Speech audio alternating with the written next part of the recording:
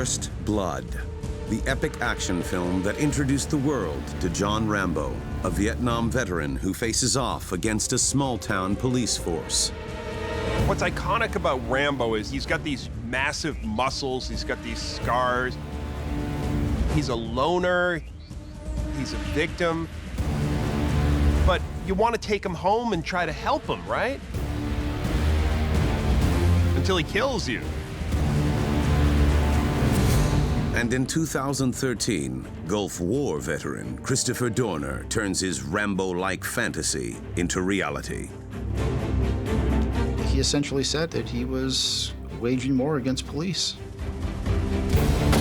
Like Rambo, Christopher Dorner turns on the institutions he once swore to protect. Chris Dorner not only put an entire city under siege, I think he put all of Southern California under siege. Rambo ran to the woods. He was a soldier. He fought covert war. And I think that's why Dorner went to Big Bear. It's where he knew how to have the advantage over his enemy. Rambo and Dorner. What happens when a highly trained soldier mentally snaps and falls back on his training as a killing machine?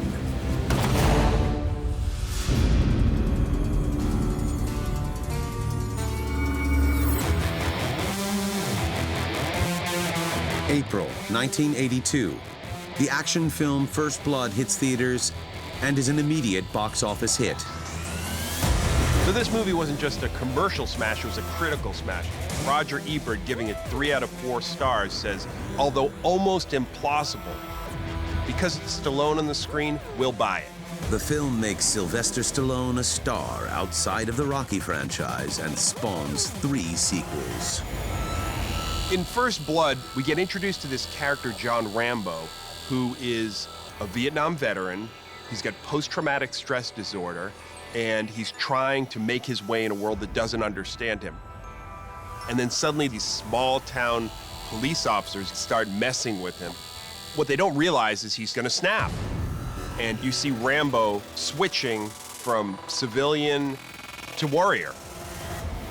In a plot straight out of the Rambo franchise, one man in Los Angeles, California will also wage war on law enforcement. It's another one of these stories that's almost too crazy to be true. You've got this guy Dorner, and he's keeping one of the largest police forces in the country under siege for a week.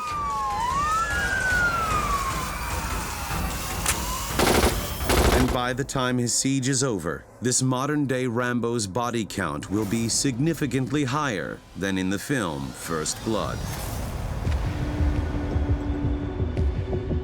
On February 3rd, 2003, in Irvine, California, 28-year-old Monica Quan and her fiancé, 27-year-old Keith Lawrence, are returning home from a Super Bowl party. This unsuspecting couple has no idea they are being stalked by a predator. The Super Bowl was just coming to an end. They'd left early. They go to the parking deck of the condo building. Waiting in the shadows is former LAPD officer Christopher Dorner, ready to begin enacting his revenge plan.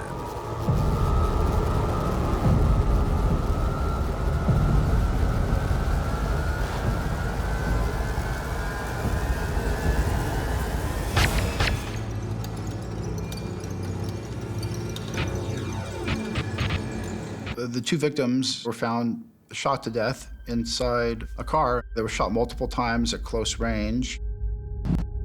But why this couple? 2 people who don't seem to have an enemy in the world. Monica Quan was the women's basketball coach at UC Fullerton, and Lawrence was a security officer at USC, University of Southern California. She was very well liked, and the killing of her and her fiance was big news, well before anybody knew how big. Police in Irvine desperately try to make sense of the horrific double murder.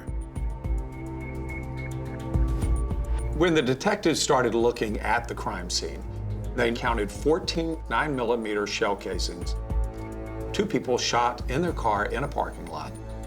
Monica had a big diamond ring still on her finger. If someone wanted to rob them, certainly the killer would have taken that. So that raised a lot of questions, that this was not random. Police are right. There is nothing random about these murders. This couple was picked for a very specific reason. And the man behind it is one of their own. Christopher Dorner grew up in, I guess you would call it middle class, in a sprawling Orange County community. He lived with his mother. His dad wasn't around, so he didn't have that strong influence of his father. In a predominantly white neighborhood, a young Christopher Dorner didn't always have the easiest time fitting in.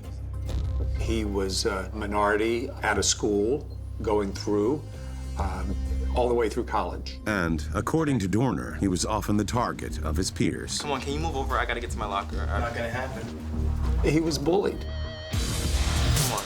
What are you doing? What's your problem, huh? And bullied because of his race. And those things built up. Hey, stop it. Hey, break it up, guys. What's going on here?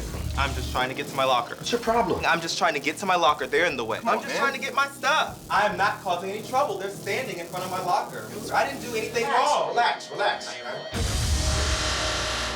He was punished when he fought back for the perceived racial injustices against him. As a young man, justice becomes so paramount to him, Christopher Dorner decides he wants to be a law enforcer. So in high school, he joined the Police Explorers Club, which is a program that helps young kids decide if they're interested in a law enforcement career. It's designed to sort of find people who may one day be on the police force. And he joined it and seemed to really like it. I think there was a genuine desire in him to serve and improve, if not the community he lived in, the world or the country or whatever. After high school, Christopher Dorner looks to the future and furthers his education. Dorner went to Southern Utah University, and he played college football. Everyone I talked to thought that he was a good guy, a nice guy, approachable, funny, good sense of humor, and they liked him. Then, after the attacks on 9/11, Dorner's sense of duty calls out to him. He graduates from college, and then he joins the U.S. Navy Reserve as an officer. With the Navy's training, he serves 2 tours in Iraq. Dorner was very skilled. He was a marksman, and he had special training, and he was a very good shot. He was trained with the weapons. He got to play with the toys, if you will. He wore the uniform, so there's a lot of pride that comes with that. Rambo's training also makes him a highly skilled soldier. And like many veterans, when Rambo returns to civilian life, he's lost. Rambo feels like he has no purpose. So when you see him with that bag slung over his shoulder wandering through town, we don't really know where he's going next. He says Portland, but what's he gonna do there? But in real life, Christopher Dorner knows exactly what he wants to do upon his return to civilian life. He joins the police force, just as he dreamed about doing as a young man. He thought he found his calling when he joined the Los Angeles Police Department. He perceived himself to be a hero, a defender of justice. And his plan was, of course, to do that in a blue uniform of the Los Angeles Police Department. I think, well, obviously he liked being a police officer, and he thought that he was going to be able to benefit the community in which he served. It really fit what he wanted. However, he did not fit with the Los Angeles Police Department. It was not a good match. And early on, He was telling people that he felt he was being discriminated racially by the LAPD. And after only a short time as a Los Angeles police officer, Christopher Dorner will unleash his inner Rambo.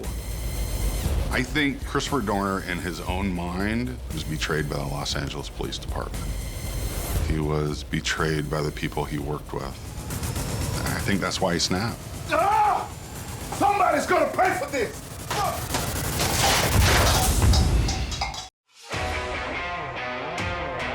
In First Blood, Rambo, a Green Beret Vietnam veteran suffering from PTSD, is abused by a small-town police force. The abuse triggers a mental breakdown, and Rambo reverts to his soldier persona. In First Blood, the protagonist is a murky creature. He's heroic in some ways. I mean, we know he's fought a war for us, and he's paid almost the ultimate price for that. But he's also a killing machine, so he's scary. He's dangerous. He's not somebody we want to push into a corner. Over 30 years after the film's release, a real-life Rambo is also about to wage war against law enforcement. The difference between John Rambo and Christopher Dorner, John Rambo didn't kill innocent people. Yes, they both terrorized the community, but Christopher Dorner killed innocent people. And his first two victims, Monica Kwan and Keith Lawrence, stem from events which occurred during Dorner's time at the LAPD. I think that Dorner, becoming a police officer, he did so with the intention of doing good and maybe providing a sense of justice to victims out there. Christopher Dorner is finally living out his dream. After graduating from the police academy, he was assigned a supervisor who was going to supervise him during his probationary period, and that was Officer Evans. Dorner! Almost immediately, Dorner and his new training supervisor begin to clash. What were you thinking? Could have gotten us both killed out there. Officer Evans was not impressed with Christopher Dorner. And when she would give reviews to him, she would be critical on certain things. We have protocol for a reason. Look at you. She didn't think that he was a good officer. It was obvious that there was tension, and he picked it up. I'm telling you right now, you are not going to last long here. He felt he was being discriminated racially by the LAPD. All right, let's go in here and take care of this. Dorner and his training supervisor's relationship goes from bad to worse when they respond to a disturbance call at a local hotel. Thank you for coming, officers. Homeless man is here in the foyer. Okay, do me a favor and just sit out here for a minute or two, please. Sir, come on. Sir. Hey, I need you to get up. Come on. It's private property here. You can't be here. It was a homeless man who wouldn't leave the hotel. Come on, up, up. Sir, you need to get up. Come on, come on. And allegedly, Evans kicked this homeless man in the head. Whether this event happens as Dorner claims, no one will ever know for sure. You gotta get up. Come on. Hold still, sir. Come on. I got him. But 2 weeks after this alleged incident, Dorner officially files a complaint against this officer. As we know, the law enforcement, they have a code. You don't rat on your fellow officers, and you stand by them.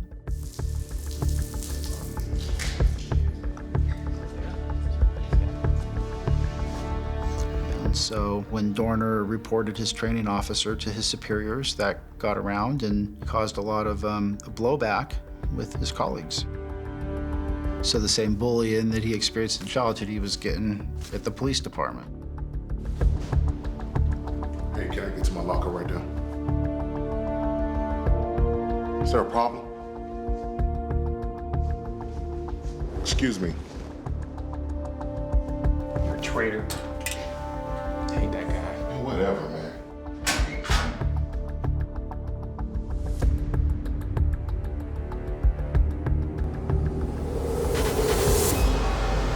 Hello, we're here for my client's hearing. Oh, please sign it. They do the internal affairs investigation and they take it before a review board. Hey, look, we really need to win this, okay? I can't even believe that they are questioning me. I got this. Calm down. Okay. All right. Let's go. All right.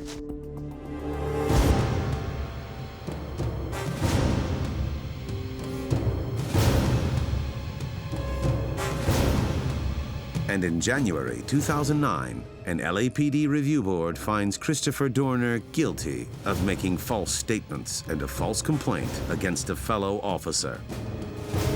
It is concluded that Dorner was lying, that he made up the accusation against his training officer supervisor, that the incident that he claimed that happened didn't happen.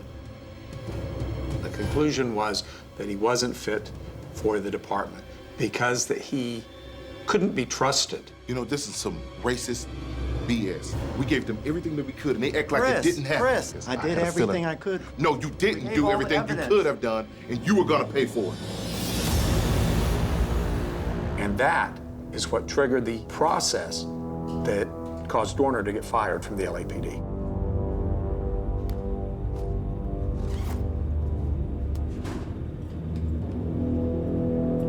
Dorner is devastated when he is let go from the force and he tries to appeal.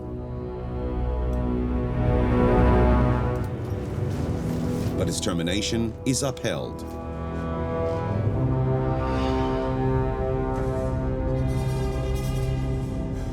He believes his police career was taken away from him by these racist people who were trying to protect this officer who had kicked a homeless man. Over the next several years, Dorner stews over his perceived injustice, seething with anger.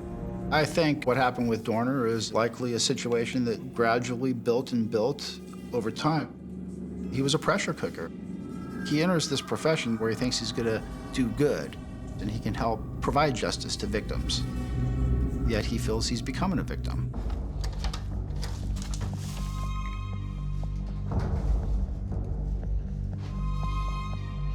After he was fired from the Los Angeles Police Department, he still had his Navy career. It was a reserve position, but still it was a position of status. He was a naval officer.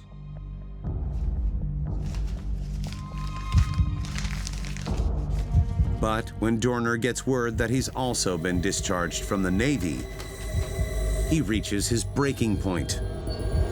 So what happens after the LAPD decision is the Navy sees that, and eventually they don't want him anymore.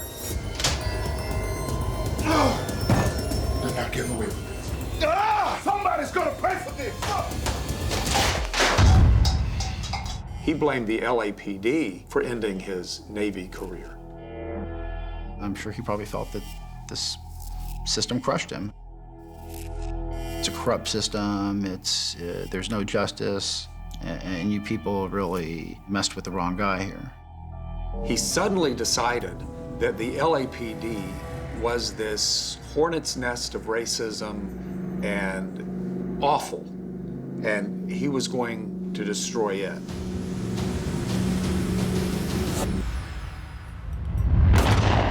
Dorner begins writing an over 11,000-word manifesto, outlining his grievances with the LAPD and his plans to exact revenge.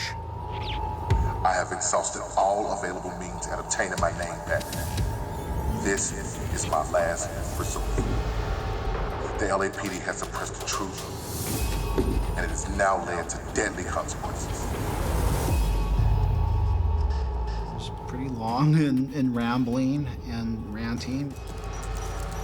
He named all these people with the LAPD who had done him wrong, and he was on a mission of vengeance to clear his name. The attacks will stop when the department states the truth about my innocence. Publicly. I will not accept any type of currency or goods in exchange for the attacks to stop, nor do I want it. I want my name back, period. There is no negotiation. And Dorner's attacks will be a war on not only the LAPD, but all police officers. This was like his way of going out with a bang. He was hell-bent on exacting vengeance against those who he felt did him a horrible wrong.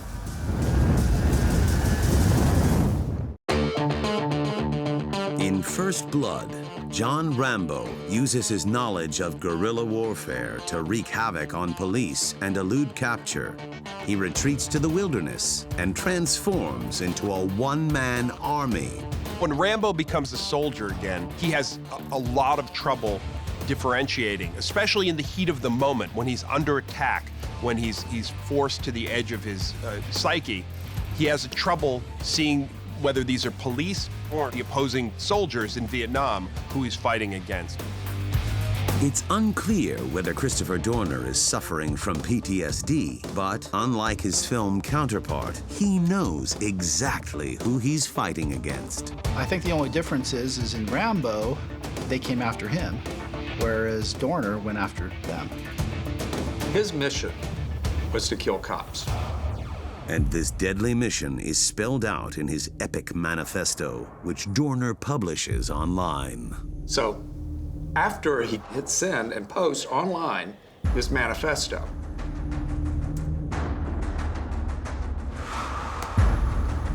it takes a little while for people to notice it. Nobody's directly looking for it.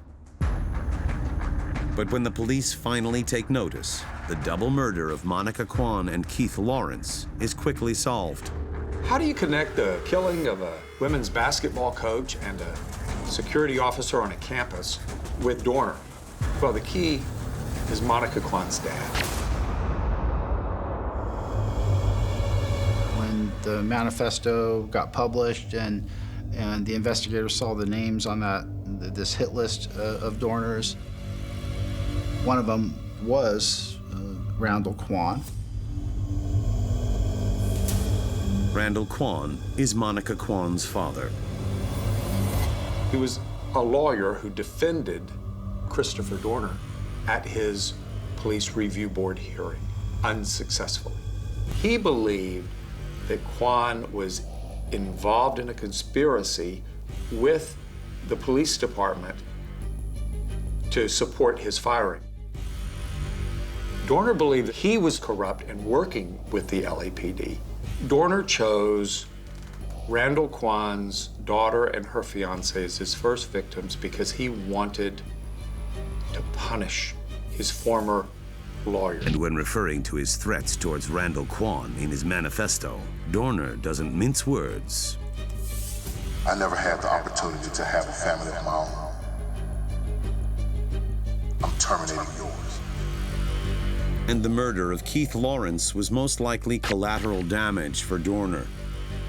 The fiancé was just there, in the way. Just wrong place, wrong time. Didn't want to leave a witness. With the suspect in the double murders named and additional targets listed in his manifesto, the manhunt for Christopher Dorner begins, much like the hunt for Rambo in First Blood. The entire police force in America's second largest city is essentially looking for a former this LAPD cop is named the prime suspect in a brutal double murder. Police warn that he is armed and dangerous and on the loose. At that point, everything was about finding Christopher Dorner. In fact, you couldn't drive down a freeway in Los Angeles area without seeing a big sign up with the description of his truck, his tag number. Watch out for it. Dorner's whereabouts are currently unknown to law enforcement, and we are asking for the public's help in finding him. We are looking for a vehicle that we think is being driven by him, a 2005 Nissan Titan pickup with a California license plate. Dorner was LAPD's most wanted fugitive. Nobody knows where Christopher Dorner is or where he is going to strike next. Dorner really got a lot of people scared. I mean, there was genuine fear and concern out there in the community. He was already suspected of killing these two people in this bedroom community in Irvine in Orange County. Who knows where he would show up next? Eventually, Dorner and his truck appear in Corona, California. A bystander, I believe, at the gas station saw the truck, and I believe the description matched that of Dorner and the vehicle he was believed to be driving. The man quickly calls 911. Sir, at what location did you see him? Police scramble to catch him, but Dorner manages to evade capture. We begin today with breaking news. A high-stakes manhunt is intensifying in California as police scour the area in search of a man wanted for murder. California's top fugitive is next spotted 13 miles away in Riverside, California. So it was early in the morning, and the two Riverside officers were stopped at a traffic signal. Ready for the real world? I think I am. All right. On-duty officers Michael Crane and Andrew Takeas have no idea they are in Christopher Dorner's sights. The officers in Riverside were completely caught by surprise. They didn't know that he was in the area. What is he doing?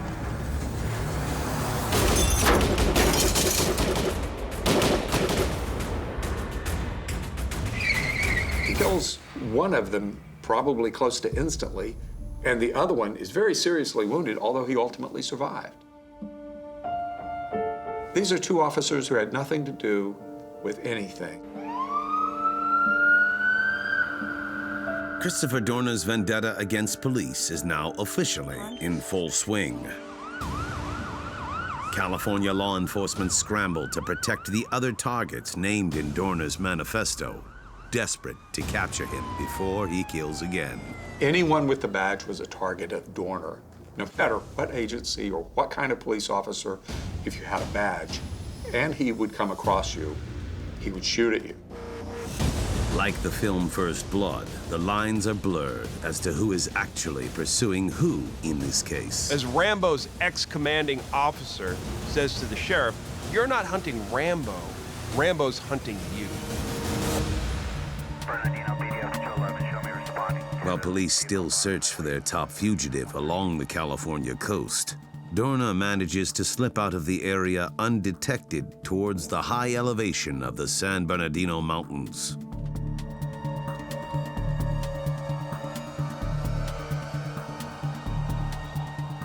But he's not fleeing from law enforcement. Instead, he leaves the men pursuing him a major clue to his whereabouts.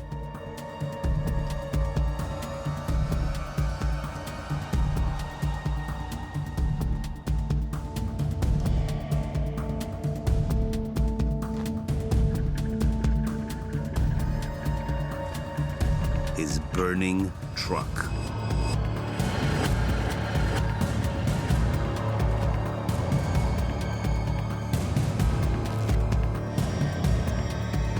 The only thing I can assume is that he wanted people to find his vehicle.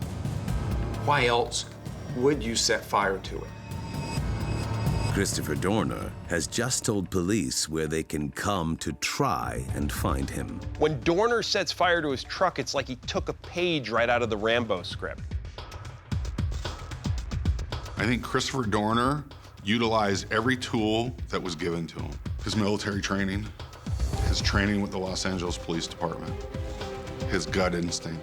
And I think that's why Dorner went to Big Bear. It's where he knew how to have the advantage over his enemy. And it's there Christopher Dorner will go full-on Rambo. Just like Rambo, Dorner lures police out of their comfort zone into the forest. That's the scene of his choosing.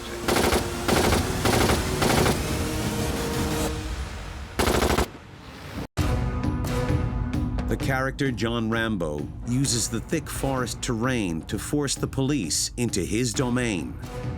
In First Blood, Rambo escapes into the woods and uses the same guerrilla tactics he used to survive in the war in Vietnam. Rambo's survival skills give him an unfair advantage over the police. Like Rambo, Christopher Dorner has chosen the mountain region of Big Bear as the location for his own war with police. It was a tactical decision. Rambo ran to the woods. He was a soldier. He fought covert war. It's where he knew how to have the advantage over his enemy. And I think that's why Dorner went to Big Bear. Police discover Dorner's truck, and the search for the fugitive in the rugged mountainous terrain is on.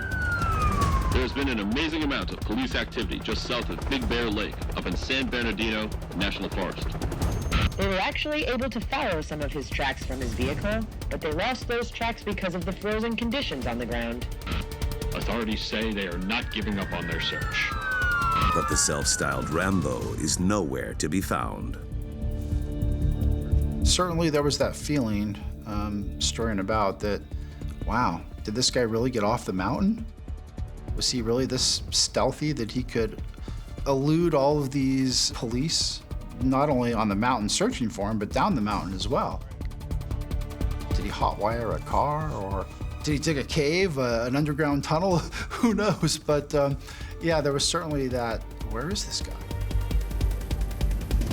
It turns out Christopher Dorner is hiding not in the mountainous terrain, but within eyesight of the men hunting him. He was inside a condo.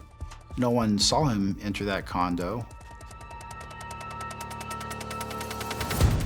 Interestingly enough, that condo was directly across the street from where police had set up their command post and where all the media was going for interviews. And literally, you could step outside that condo and look right across the street where the command post was. They didn't have any suspicion that he was in there at that time, so they never entered the condo. Law enforcement may not have discovered their fugitive, but the condo's owners soon will. Well, this couple, they had this resort lodge cabin area. They had a number of units on their property, and they rented them out. 4 days into the search for Christopher Dorner, the couple decides to clean their condo for an upcoming renter.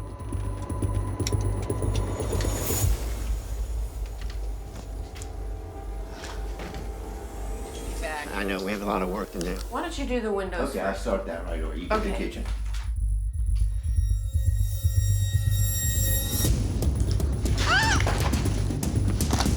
Hey, drop it. Please, don't hurt us. Have a seat. Sit down. There was a gun pointed at them. They were as good as dead, they thought. You, sit. Sit down. Head down. Head down. Hey, don't be a hero. Okay, just don't hurt us. Head down. Okay. Take whatever you want. Please don't hurt Hands us. behind your back. Hands behind your back. Take what you want. But Dorner surprises them. Dorner said, just allow me time to get away, and he ties them up. Don't hurt Hey, us. get down. Okay, anything. Please. Just go. I'm not hurting any innocent people. Just want to clear my name, that's all. Okay. You stay calm, you make it through this. Okay. I just need to clear my name, that's all. Okay. Wait, don't.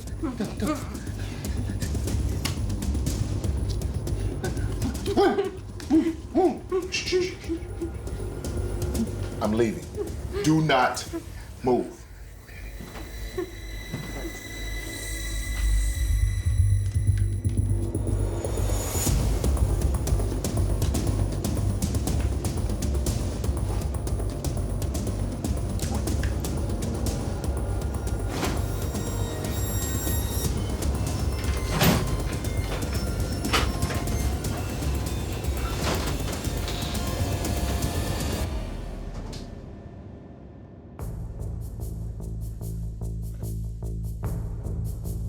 They were able to, after 20, 30 minutes, free themselves, and they were able to call 911 and say, Chris Dorner has been staying in our house.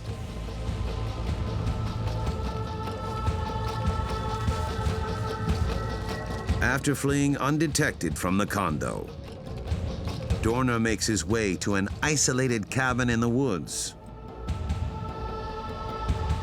Once again, the manhunt is back on.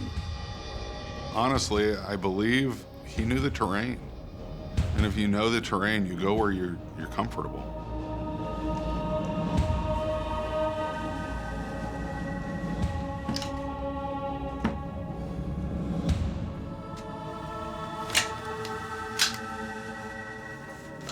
Inside the cabin, Christopher Dorner waits.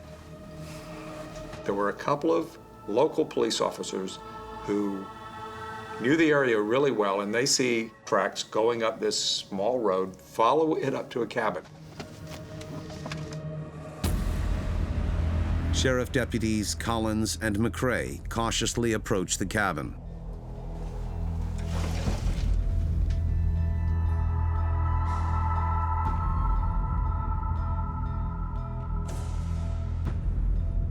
These guys fell into Dorner's trap.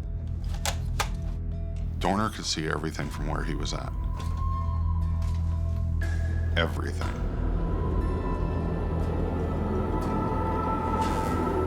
They're really in a killing zone.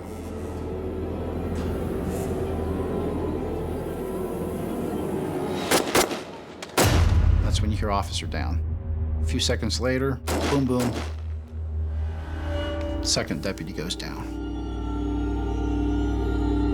Collins was shot in the face and in the chest. McCrae was able to radio for help and say, we're under fire. Unfortunately for McCrae, Dorner got a shot off that went in the opening of his body armor and killed him instantly. Christopher Dorner has just claimed the life of his fourth victim and seriously wounded another. And his last stand with police is about to begin.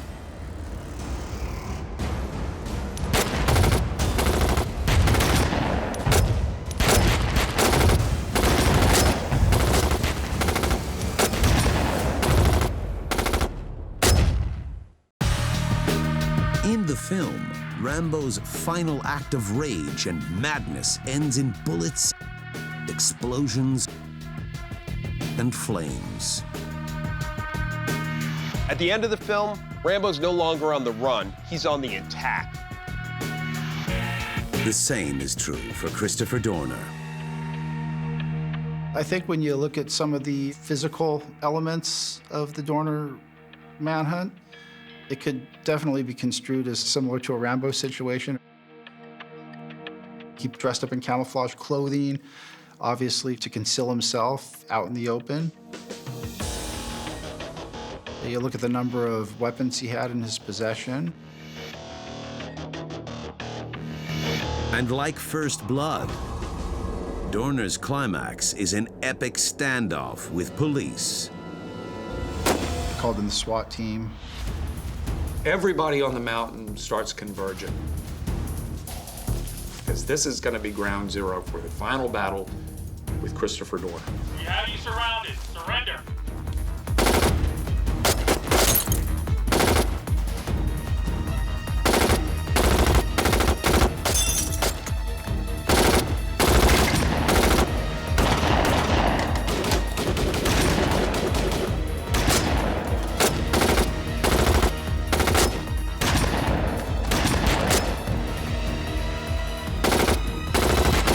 Dorner had the upper hand in this short term.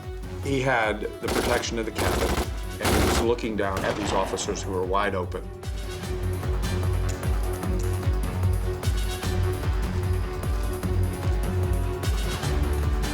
Soon, law enforcement tips the odds in their favor with sheer manpower.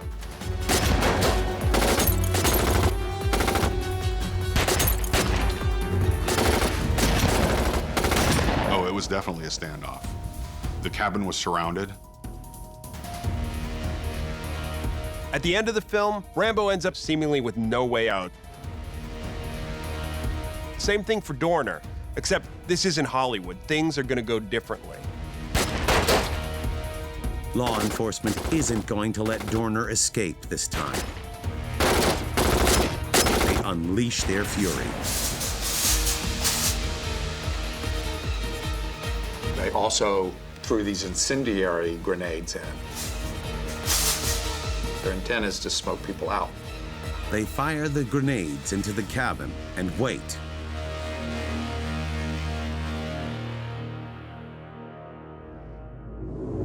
Go, go, go, go, go, go, go, go, go, go, go. We have you surrounded. Surrender. Surrender now.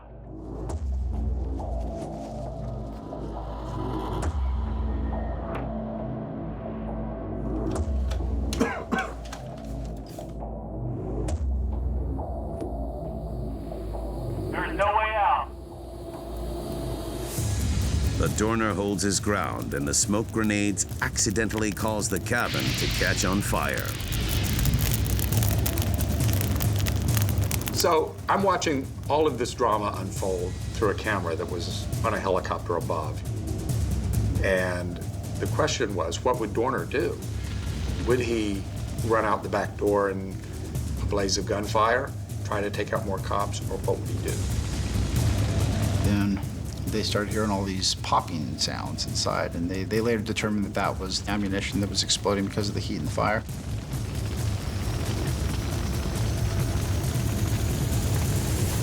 The police standoff ends as the cabin burns to the ground.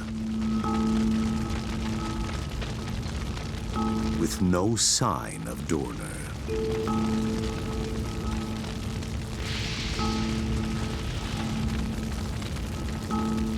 They later find his body with a single self-inflicted gunshot to the head. Investigators found inside the cabin, along with Dorner's burnt corpse, a 9mm handgun and an assault rifle. The 9mm handgun matched up perfectly to the gun used to kill Monica Kwan and Keith Lawrence in Irvine. And it also, the assault rifle, matched up as the weapon that inflicted the fatal wounds in Officer Crane in Riverside. Christopher Dorner's reign of terror is over, leaving local law enforcement and a stunned community asking why. How do you clear your name by threatening to kill law enforcement? How do you clear your name by terrorizing an entire community? I mean, it makes no sense. Even if Christopher Dorner was wronged during his time at the LAPD, what he was doing was certainly not justice. It was murder, plain and simple. Christopher Dorner thought he was a hero, but if you look at what he did, the people's lives he destroyed, the dead, and the terror that he brought to Southern California for a sustained period of time, that he was really acting as a monster. Despite the similarities between John Rambo and Christopher Dorner, one thing is certain. Christopher Dorner is no action star. He's a killer who tragically took the lives of 4 innocent people, injured 3 others, and terrorized a community. There is no happy ending in this true life crime.